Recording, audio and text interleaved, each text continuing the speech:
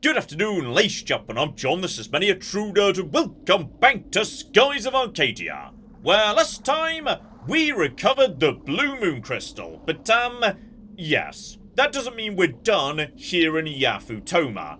After all, we've heard many whispers about, yes, a missing prince, so let's just say there's a bit more to be done here yet. Still, bare minimum, retrieving the Blue Moon Crystal has got to, have done a fair bit for our reputation in Yafutoma, so let's mosey back to the city and see what's going on now. And there we go, the crystal has been returned. You have done exceptionally well. No one in Yafutoma has seen the Margosphere since the days of the Old Worlds. You are the first to make it back alive from the depths of Mount Kazai. How can I repay you for risking your lives to recover it? And, okay, I'm gonna be honest, we wouldn't mind if you were willing to hand it over to us for just a bit. And okay, he's grateful, but maybe not that grateful. So, yeah, it's kind of the symbol of royal succession. It does, matter to them quite a lot. I would like to keep it in my possession, at least while you remain in Yafutoma. Okay, you know what? That's not a definite no. That sounds like he might be willing to lend it to us, so honestly, I'd say that's a pretty damn good result. And speaking of which, let's get back to, yes, that business we overheard down in town. So Mogi, you're Lord Mikado's daughter. Does that make you the successor to the throne? And oh dear, as it turns out, no, not really. Well, thank you for retrieving the Margosphere. Let us begin the preparations for the feast, make ourselves a home, and enjoy the festivities, so, okay. There's definitely something about, a missing prince they're not telling us, but, bare minimum, it sounds like we get a really good slap-up meal out of it. Still, straight on back to that lovely guest house round the back of the palace, so you must be very tired. You're welcome to stay in the royal guest house tonight, and, lovely, thank you for escorting us. And for some reason, I pictured those eating sticks to be much bigger, and it took me a while to get used to them too. So, right, in the end, Ike even got the hang of chopsticks. And I'm very happy that you enjoyed yourselves. And alright, it seems like we've suddenly got a new visitor. Muraji stepping in, so the Westerners do have a sense of taste after all. And there we go, the lad who was, yes, one of the two who was a bit rude to me when we first arrived. I came here to personally thank you for retrieving the Margosphere. I will be sure to take care of it when it is passed on to me when Mogi and I are married. And oh dear, it would appear that Mogi does not quite agree with this. I will never marry you, and as long as Daigo is alive, you'll never be king, so, right. It would appear that Daigo's absence is, yes, throwing a couple of spanners into the royal succession. Have you forgotten that Prince Daigo has been exiled for treason? I find it very unlikely that a traitor would ever become king. Oh dear. It would appear that, yes, that whole missing prince business might actually be very relevant to the future of Yafutoma. And Devise is not having any of this nonsense as it turns out, but instead, Enrique steps forwards. I don't know your motives, but this is not how a nobleman treats a lady. If you insist on insulting her, then you'll have to deal with me. And you think you could push me around just because you got the Margosphere back? I'm going to tell my father on you, so, okay. Turns out Muraji is a bit of a coward. And off he flipping goes. And Prince Enrique, I'm terribly sorry. I'm sorry you felt you needed to defend me like that. I didn't mean to put you in that position. And no, that's quite alright. Where I come from, we have codes of honour on how a lady such as yourself should be treated. Though, honestly, not many people follow that code anymore. And oh my Enrique, I think you might have, just maybe done quite a lot to impress the Yafutoman princess, you sly dog. But okay, let stay focused on the important business for now. Muraji was speaking about an exiled prince. Do you know what he was talking about? And alright, she might be a little bit reluctant to talk about it. It is nothing. If you'll excuse me, I must be returning to my quarters. Pleasant dreams. So, okay. For now, at least, the Yafutomans don't want us to get involved. Oh, and while she wanders off, oh yeah, I think from her expression, I can most definitely understand there's something going on between Enrique and Mogi. So, right, back over to Muraji, and those Westerners, they'll pay for speaking to me like that. And would you believe it, he stumbled into someone else. Well, what have we here? And who are you? And would you believe it, it's a familiar face. So, hello there, Belisa. Lovely to see you again. And don't worry, I heard everything. My name is Belisa, and it appears that we have a common enemy. So yes, indeed, we don't know precisely how, but somehow, Valuan has reached Yafutoma. So, the following morning, let's catch up with, yes, good old Lord Mikado. And unfortunately, yes, our discussions about the Blue Moon Crystal have been immediately interrupted. Because yes, indeed, Lord Mikado, it's an emergency. So alright, in come the Yafutoman soldiers. Black ships have surrounded the city, and what appears to be their flagship is attempting to dock in our harbour. And yes, given what we just saw, I think you could put a reasonable guess in to who just rocked up to Yafutoma. And meanwhile in the background, yes, would you believe the Valuans might have a little bit of help on the inside. Muraji and Kangen are most definitely exchanging whispered ideas. Still, as we just hop in the elevator and mosey back down to the port, yes indeed, this might be, you know, maybe a little bit different to our previous run-ins with Valuan. And blimey, that's a lot of flippin' ships, so... Right, we're too late to stop them arriving, but, unlike, say, you know, Esperanza, on this occasion, they're not here to bomb Yafutoma into the ground, because we know Belisa's present, which means they've got a much more sophisticated plan. And on this occasion, it's not just Belisa, it's Vigoro too, and a big old pack of Valuan soldiers. Well, hello there handsome, haven't seen you in a while. Wow. And hey Red, looks like fate has brought us together again, so, okay, Ica is not going to be happy about this in the cocking slightest. So Prince Enrique, I trust you are in good health. If you're wondering how we got here, we blasted a hole in the stone reef near Ixataka and travelled west. Our goal is the same, my prince, we also seek the blue crystal.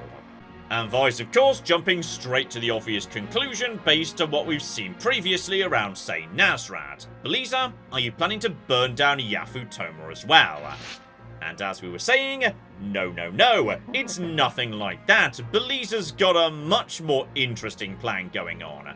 As I told you before, I am against unnecessary destruction.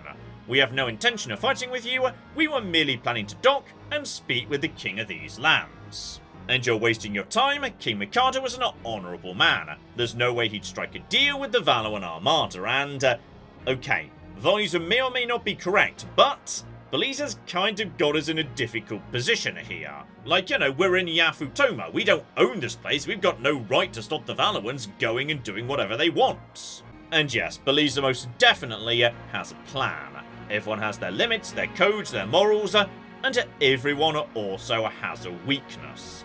If you find that weakness and exploit it, those limits, codes, and morals seem to fade away. I'd love to chat longer, but I have an appointment with the king.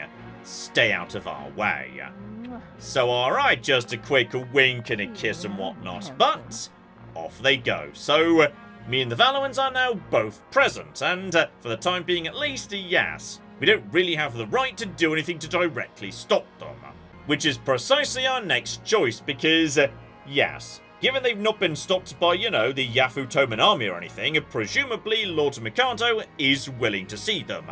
If we attack them by force on Yafutoman territory, yeah, it probably doesn't reflect well on us. For the time being, we've basically got no choice but to wait and see what happens next.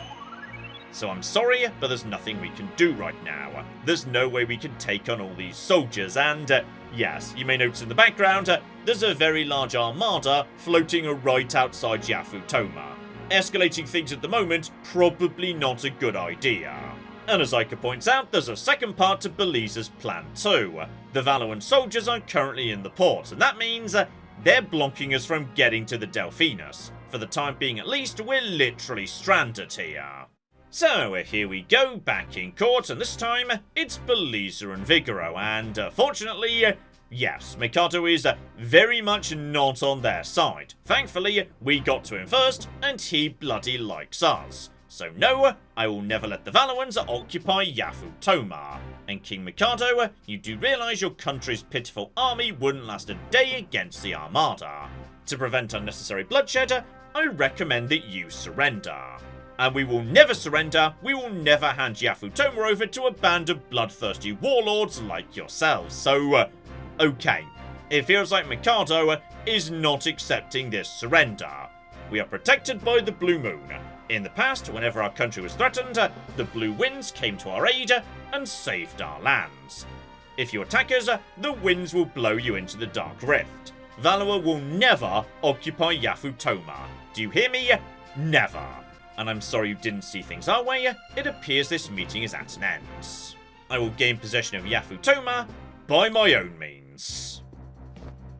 And there we go, the signal has been given, and it would appear that yes, Belize made a bit of a deal with Muraji the other night. Meaning, yes, somehow or another, the Yafutoman army has been stood down or redirected, letting the Valuan troops straight into the throne room.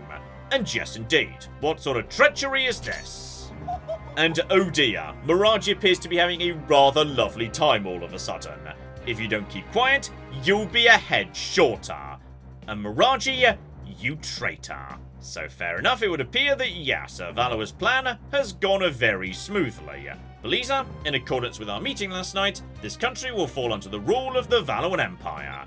And King Mikado, we have no hopes of winning a war against Valuan. To save our people, we shall usurp your power and assume our role as leaders of Yafutoma.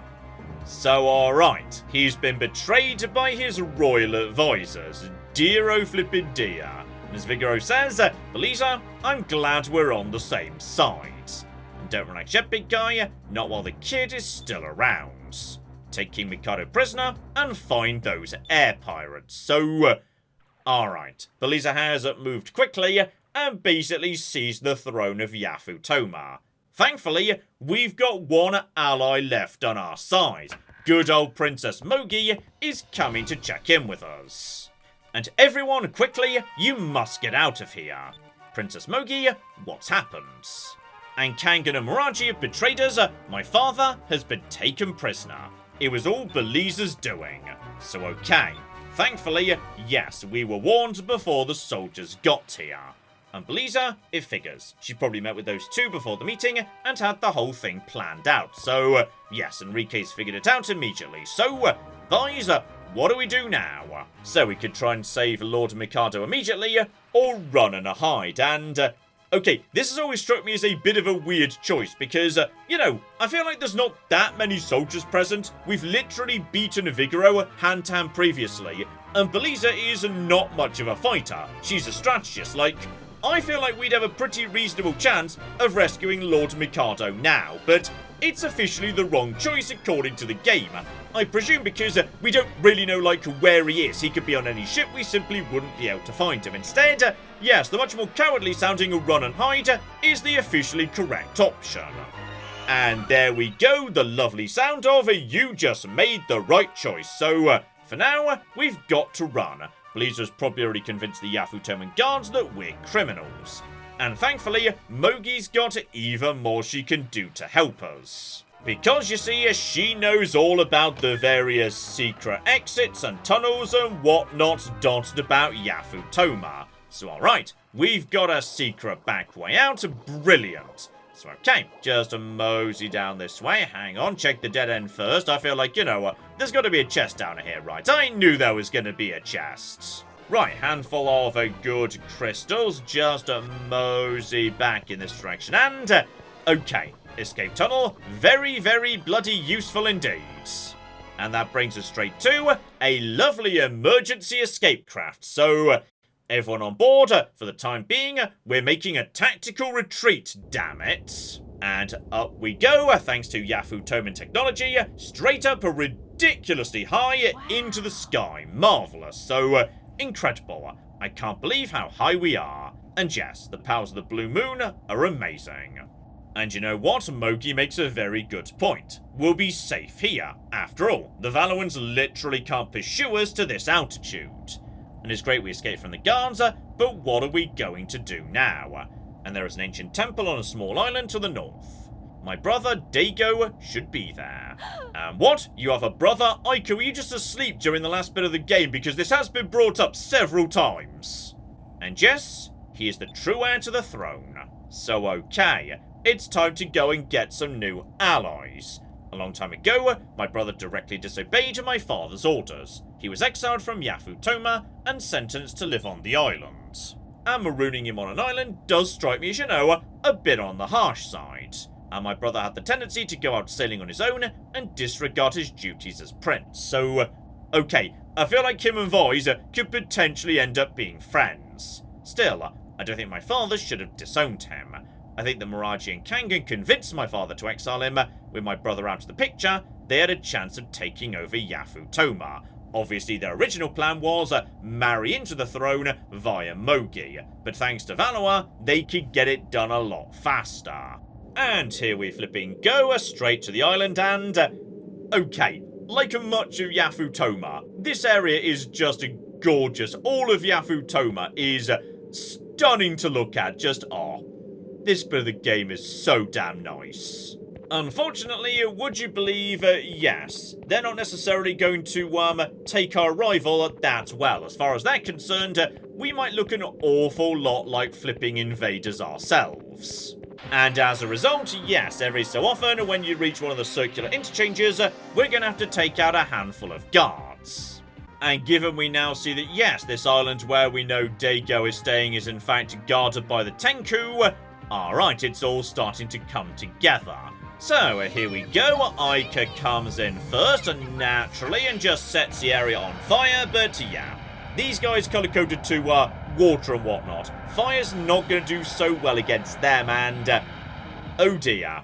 Yeah, later in the game, Lambda Burst just sort of drops off quite a lot. It stops being quite such a useful spell. So okay, bare minimum, this should mean, yeah, we can finish off a handful of these guys straight away. And I think, yeah, it looked like 2 of them were guarding, so they won't be attacking us this turn anyway. What's much more useful, though, is, yes, Rain of Swords, because Rain of Swords, unlike Ika's S-moves that are always color-coded red, yeah, we can change Rain of Swords' alignment by simply changing the alignment of Visor's weapon, which makes Rain of Swords way more versatile. And here we go, Rain of Swords comes down, yeah, nearly 1,000 damage, everyone goes down instantly. Arguably, yeah, just saving up for Rain of Swords might be the better option here. Like, literally guard the first turn and then use Rain of Swords on the second. In fact, if we just keep on moseying a little bit further up, grabbing a charm on a route, lovely. Well, you know, give Cupel a few more snacks momentarily. Yeah, thinking about it, during that first fight, the only magic they did was healing.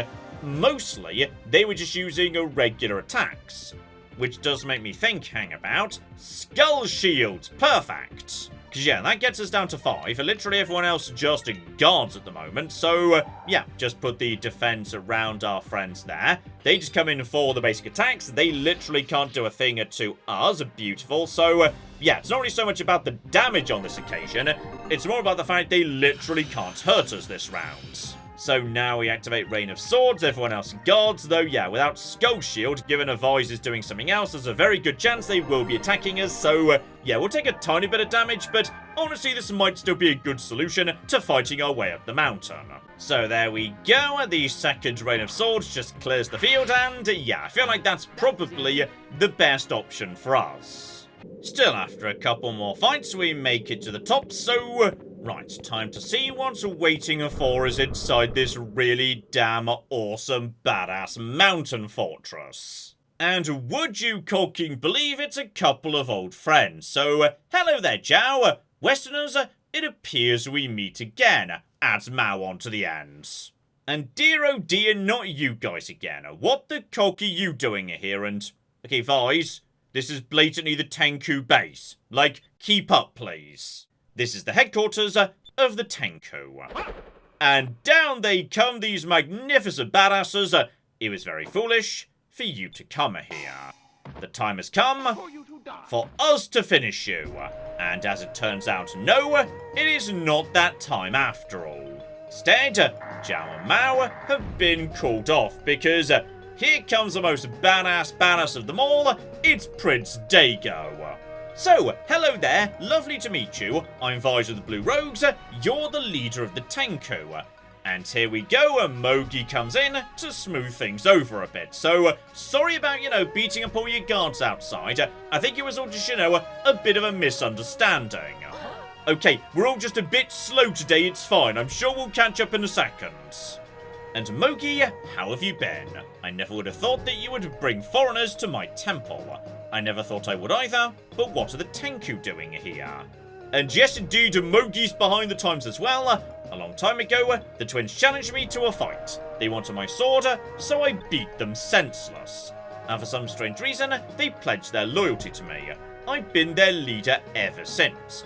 And I figured as their leader, I could control them a bit, so they'd stop attacking everybody.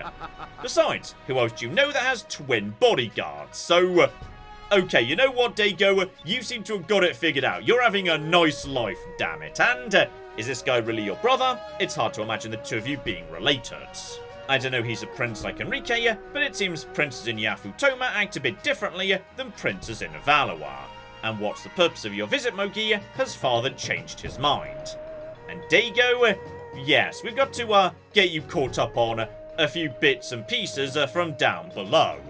And Kangan, that little runt, how could he backstab our father and hand our country over to the Valuans? Mogi, I'm sorry, if I was still there, this never would have happened. When I was exiled, I welcomed the freedom. I disregarded all my duties and did whatever I wanted here in this temple. But now my people need me, I must go back, so... Right. We've just picked up a very powerful new ally. The Tenku, their soldiers and ships are now working with us. Lord Enrique, I heard you defended my sister from Muraji. My family thanks you for your bravery, so... Okay, Daigo seems like a good egg, damn it. And I did only what is expected of a gentleman. Think nothing of it. And Prince Daigo, I know how you feel. I too have been exiled from my lands. I wish to change the views of my country by changing the world around it. And that is why I wish to aid you, from one exiled prince to another. And also, small side note, the fleet you're about to face, the Armada, was sent here by my mother, Empress Theodora. As a Valuan prince, it is my duty to stop them. This is not only your fight, it is mine as well. And I understand, and I will gladly accept your aid. Prince Enrique, you are a very noble man. Much more noble than I am. If a man such as yourself were to be at my sister's side, I would surely sleep well at night, and... Okay, immediate massive blushing. Apparently everyone's just immediately shipping Enrique and Mogi. Though yes, before we get back to, Yafutoma and whatnot, do not forget to mosey around this area, because yes, there is one moonfish right in the corner of this courtyard, and... it's bloody easy to miss that one. Make sure you don't, forget to check every area the first time you're passing through. Anyway, we're now welcome here, so no more attacks or whatnot, so in which case, back down to the port, it's time for war. The one rather cute thing on the way down, which is, yes, you may notice there is suddenly an old chappie together with a couple of birds floating around, and if we just go up to one of these birds here, I can't help but notice, they look a tiny bit familiar. Like, a little bit like the bird we've been feeding moonfish to back on Doc's boat. So, okay, this one apparently is a Hamachu, and yes indeed, we might want to be, coming back to that revelation later. So okay, here we go, it's time for, yes, probably our biggest ever fight against the Armada. Because this time, we're not just, taking on one admiral in one ship. No. On this occasion, we've just recruited an entire cocking fleet. Including, yes, Daigo's beautiful cocking flagship that we've just been invited onto. Here we go. The Tenku, as it turns out, have got a fairly large number of boats, and obviously, we've seen a couple of these guys already, together with especially Zhao and Mao's beautiful double ship that I absolutely cocking adore. So our scouts have reported that the Armada and the Yafutoman fleet are patrolling Kazai Lake.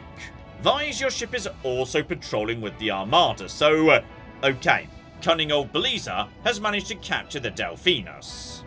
And yes, indeed, as a result, it just became personal. And I understand your frustration. If we can get your ship back, we can win this fight. So okay, the plan is, the Tenku are going to attack the Armada from the front and keep them distracted.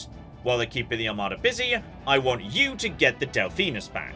Without the Delphinus, we don't stand a chance. So, alright, it's been a long cocking time coming, but it's finally time for these air pirates to do some air piracy. We're gonna air pirate our ship back. So alright men, get ready, let's show them what the Tenku could do. And there we go, there's that double ship. I love the cocking double ship.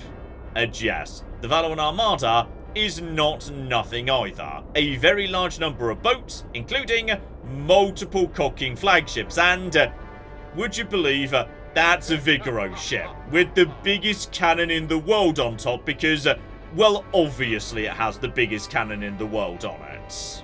And as for our ship, the Delphinus, unfortunately, yes, it's currently being occupied by bloody Muraji. Alright everyone, listen up. This is it. If we win this fight, we rule the East. Let them feel the power of the Valuan Armada, fire at will. So, alright. The brand new Armada, including a lot of, recently developed and new exciting sexy cannons, immediately opens fire and, oh, this is absolutely bloody lovely to watch, as this game is stunning. And there's Vigoro's stupidly over-the-top cannon, so, okay. Straight away, bit of an exchange of fire, ships going down on both sides, so, for the time being at least, a bit of a standstill. So far, the fight is even. We're more maneuverable, but we can't seem to break their lines. Vise, keep an eye out for your ship, it's got to be around here somewhere. And alright everyone, be ready for action. When we find the Delphinus, we're taking it back. Unfortunately, that's not the only thing that's going on here, which is, yes, Beliza might just be about to learn why doing a deal with a traitor might not necessarily work out in the long run. So, Kangan is not actually present on the battlefield. Instead, he's up here by Mount Kazai. So okay, how fares the fight? And my lord, the Tenku are swarming all around the Valuans, but the Armada is holding their position. We seem to be at a stalemate. Very well, I see. It is time for us to join the battle and end this. Once and for all. And, yes, you may have guessed what's about to happen, given, the way the camera just moved. Meanwhile, back on the battlefield, here we go. The Delphinus has finally joined the fray. Daigo, if you could get us close to the Delphinus, we could take it back and win this thing. We're air pirates, remember, we do this stuff all the time. All you have to do is get us close. And alright, Vise, you've got it. So okay, in we flipping go, and nice and close, and the team is jumping on, though, okay, I can understand how, Vise and Ica could do this. I'm not convinced Enrique or Fina are going to be able to pull this off. And that's fine, because the Vise has got her on this occasion. So alright, Vise takes her Fina in, and as for Enrique, well, you're just going to have to figure it out, my friend. Ica just literally pushing him onto the deck. Dear oh flippin' dear. So, this is just a lovely bit of the game, by the way. We have to, very literally, fight our way to the bridge of our ship and take it back. Right, just a handful of basic soldiers, so I feel like, potentially the same strategy that worked up on Exile Island might just work again. First turn, simply, put everyone into guard and skull shield, because I suspect most of you are just going to be coming in with basic attacks, and there we go. Basic attack meaning no damage and a free counter, though, blimey, you guys have got some health on you, I will give you. Like, if Vise's counterattack can't kill you, you are swimming in, probably 1,000 odd health. And Wind Slash, unfortunately, is not an attack. That is an S move. So, Skull Shield can't do anything to that. But bare minimum, I'd still say that was very worth doing. Right. With that in play, now we can activate Rain of Swords. Lovely. And you guys are, oh dear, you're going to try and counter me, are you? Well, that's bad news for you because, yes, you can't cocky counter special moves. And here we go, a Rain of Swords comes down. And blimey, the countering lads were able to tank that. Well done, lads. So, alright, just honestly, move in, hit them with the special moves. That should be very easily enough to take them out. And, okay. It's not very good, but Royal Blade does look seriously badass, you can't deny. Face my blade.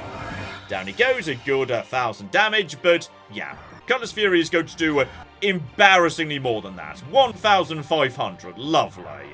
And with that done, we're now on the ship and can move around. So, yes, hopefully you explored your ship the first time you got here, and thus you know how to get to the bridge from here. And delightfully, when you step inside, the same alarm is blaring as we heard on the very first Valuan ship we boarded at the start of the game, which makes sense. It's a Valuan ship, it's got a Valuan alarm system, so... oh, this is just lovely, though. What have you bastards done to my beautiful ship? Still, let's get down to business here, straight up the stairs, and then the bridge is dead ahead. Just make sure, yeah, the team is nice and in tip-top shape before we step inside. And, oh, Muraji, it's time for me and you to have a bit of a chat, my friends. Muraji will be taking back our ship now, though, okay, I won't lie, that is a pretty damn badass banner you've got at the back. Maybe we'll keep that once we kick you off the boat. And do you think I'm afraid of you? You aren't so tough. Why are you fools just standing there? Get them! And okay, here comes Enrique, who's decided to be very chivalrous this last hour or two. You betray those that trust you, and needlessly endanger the lives of innocent people, all for your own personal gain. For the honor of Princess Mogi, and for the people of Yafutoma, I will strike you down. Face my blade, coward. So, okay, Enrique's got himself properly steamed on this occasion, and I just love we now get to actually fight right here on the deck. It's lovely. So, okay. As you probably guessed by looking at him, Muraji is no great fighter. He's going to be using magic a lot. So what I think we should start off by doing is, yeah, activating a skull shield, given his basic soldiers do attack a fair bit of the time. Shove down a delta shield as well. And then, yeah, just start setting up a bit. So, okay, on this occasion, Fina, you power up Vise, and then Enrique, you start focusing. So, okay, just to put up all of the defense. Obviously, yeah, if they use Wind Blast, that's just going to go straight through. But that's fine. We can work around that if need be. As long as Delta shield's up, Muraji basically can't touch us. So, okay.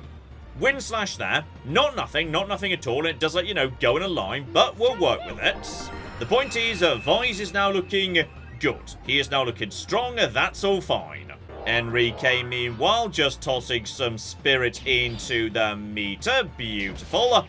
And there's those attacks I wanted. Lovely. So we're starting to wear those guys down. And, precisely as I was expecting, here comes the Weflum. So, right, can't do a thing to me. Here comes a crit, but even crits can't get past Skull Shield. Beautiful. So, okay.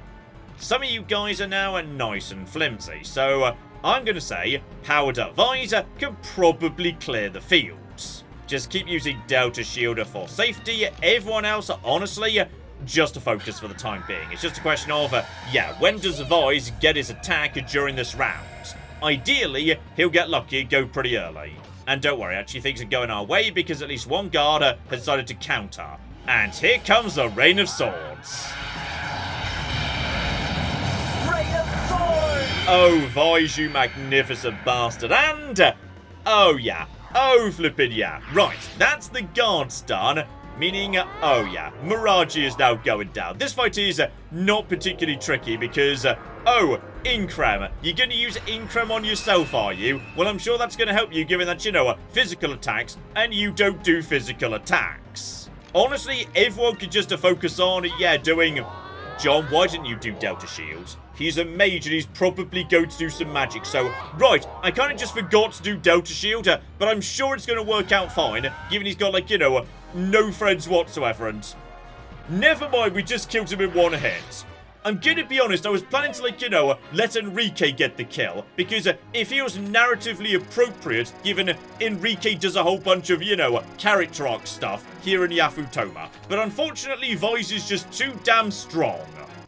There we go, we're just going to pretend it was Enrique that got the killing blow, because now he's going to do more like, important character stuff. I'll give you back your ship, just spare my life, just let me live. And you're too pitiful for me to run you through, I'll spare you, but you're going to pay for all of your treachery. So okay, Enrique hasn't gone, into murder territory just yet, but with the ship back, it's time to turn the tide of the fight. And I think you can probably guess what ship we're going to be turning our attention to, as I can notice a ship coming in from the starboard side. Oh yeah, it's Vigaro's ship, the Draco. A ship that's basically just got a giant cannon on the top for reasons we're not going to go into. So here we flipping go, Delphinus versus Draco, and I like this fight, because, unlike many other fights where there are tricks and strategies and difficult choices to make, obviously, that wouldn't be Vigaro's style. Vigaro simply believes that his cannon is bigger than ours, and as a result, he will win by shooting me with the aforementioned cannon. This fight is basically just a slugging match. Plain and simple, he is going to be firing his giant cannon at us every other turn. And accordingly, every other turn, I get to fire my Moonstone cannon back at him if I can afford to do it. So basically all this means is, yes, for the first round, all we're gonna do is slowly start moving the ship into a good direction.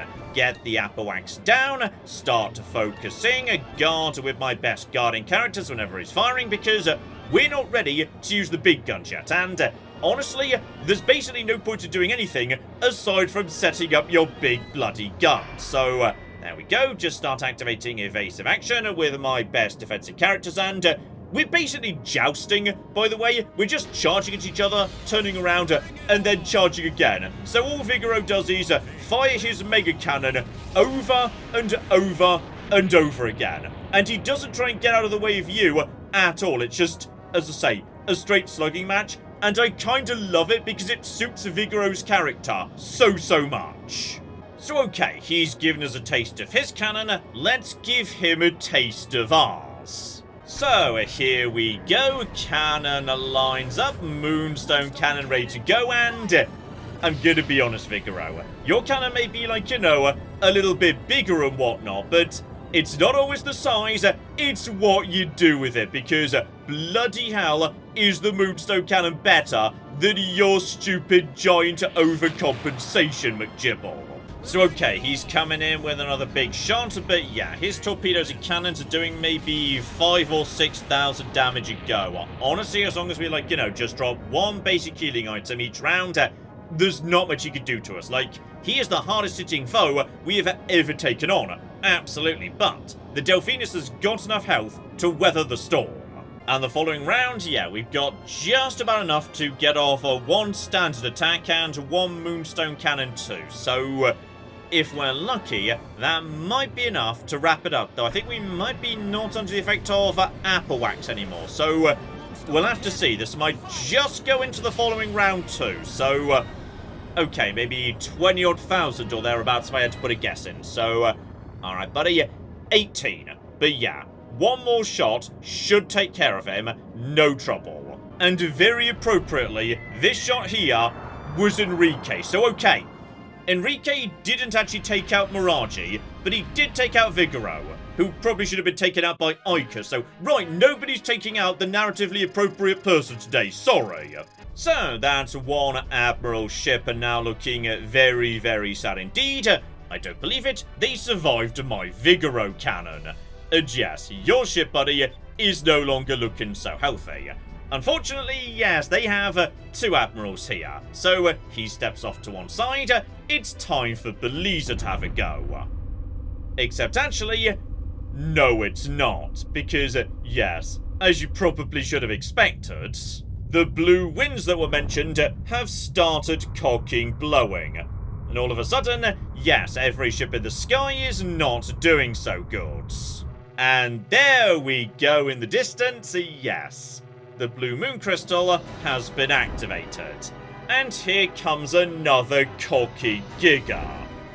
And you've got to say, Kangan actually did have a pretty damn good plan, alright? Used the Valuan troops to depose Mikado, and then immediately betrayed them and picked the exact moment to unleash the blue Giga so he could take out all of his enemies in one attack. Like, well played, sir, this was a good plan. And go Blueheim, blow them out of the sky. And here we go, the lads coming in, and straight away, I just love how he, like, completely scatters all of the enemy ships. They just get sent flying. It's just a lovely demonstration of the power of a Giga. Like, he does not care about any of this Valuan nonsense whatsoever. Just as straight away, the entire Valuan task force has been knackered, which is lovely. And yes, indeed. There go the blue winds. Ships are crashing into each other, upside down, are falling out of the sky. So, alright, I feel like, Beliza is probably going to be smart enough to realise this is the moment to get the cock out of Dodge. So, right, Valua's pulling out, no trouble whatsoever. And that leaves only one ship left in the sky, the Delphinus. And yes, indeed, as I suggest, we might be able to take him on with the Delphinus, though unlike every other time we've ever taken on a Giga, where we've just been trying to, take out the crystal holder or just temporarily distract the Giga. Oh no, on this occasion, it's for real. For the first time, we're fighting a Giga one-on-one to the death. So how about we wrap things up on a cliffhanger today? Next time, we're going to be taking on the blue Giga to decide the fate of Yafutoma. So hopefully you join me for that. But in the meantime, I've been John, this has been Many a True Nerd, and this has been Skies of Arcadia. Thank you very much, and goodbye. If we just hide the bodies, nobody needs to know about this. Yes! My stupid plan has worked! It turns out I'm a genius! The giant rad scorpion is not gone! Oh, hang on, there's more yet though, I'm still being very shocked. Guys, where's the NCR? Nobody needs to know.